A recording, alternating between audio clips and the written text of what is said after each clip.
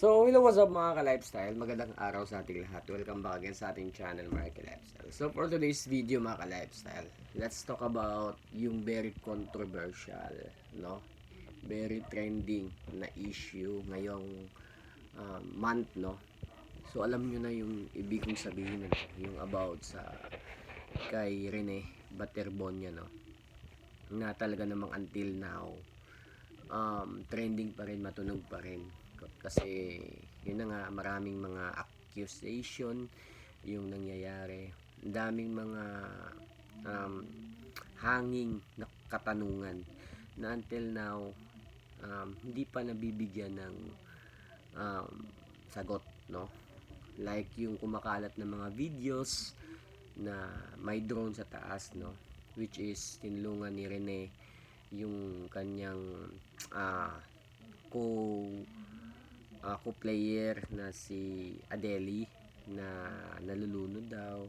And then hanggang sila na yung dalawa yung ni-rescue, no? Meron din mga bumabatikos doon sa rescuer na makikita din natin sa videos, sa video na sinisi-PR si Rene ng kanyang mga kasamahan. I don't know kung kasamahan niya ba yun or staff ng Ateneo. But then, suddenly, pina-stop daw ng rescuer, which is sinabi din naman ng rescuer na pina-stop niya daw din kasi meron din naman siyang dahilan.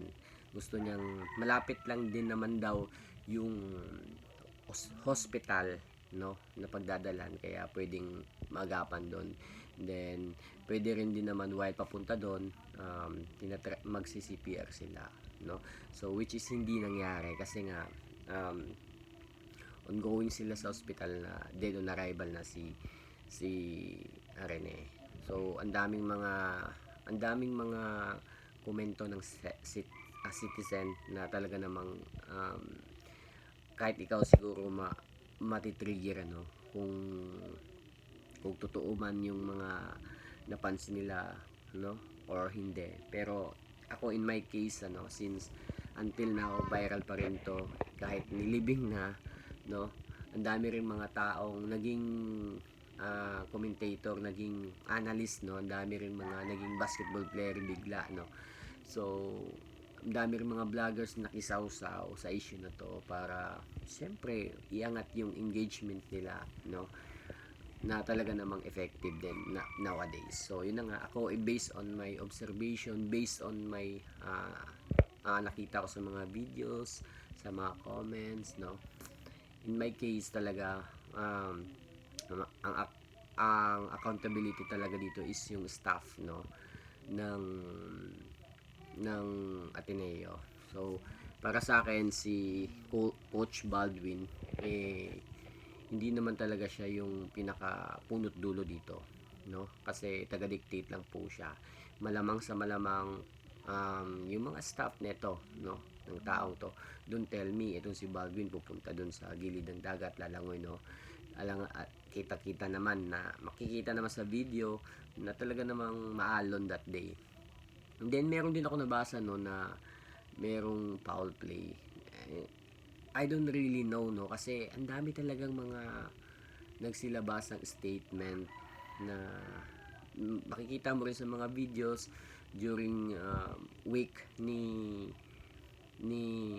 Rene na meron pumuntang isang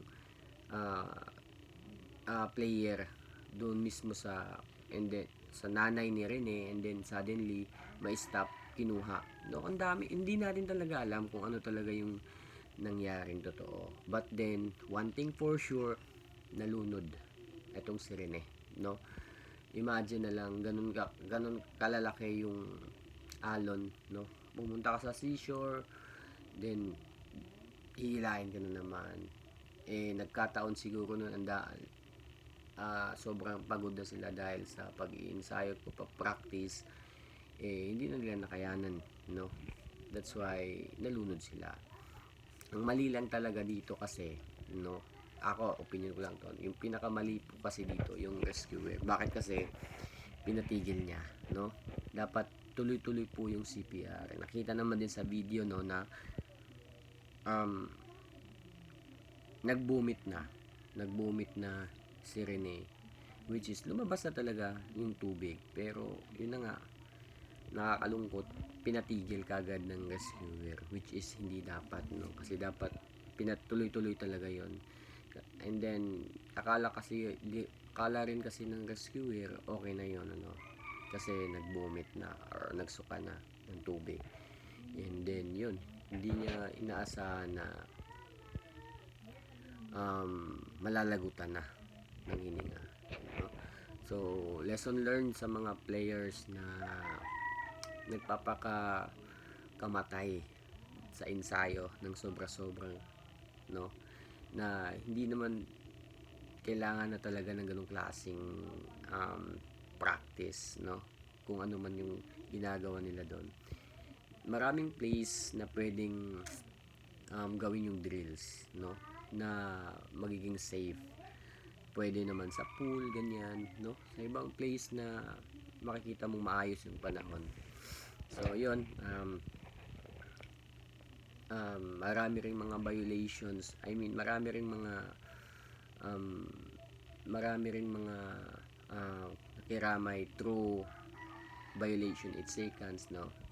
Almost lahat ng mga ligang labas, professional league, no, dahil sa kasi si Rene Baterbonia talaga is kilala po talaga siya, nag-MVP po siya sa palarong pambansa, and then hindi pa man siya nag-MVP sa palarong pambansa, kumbaga known na siya, kilala na siya sa buong Mindanao. So yun lang mga ka-lifestyle, ano.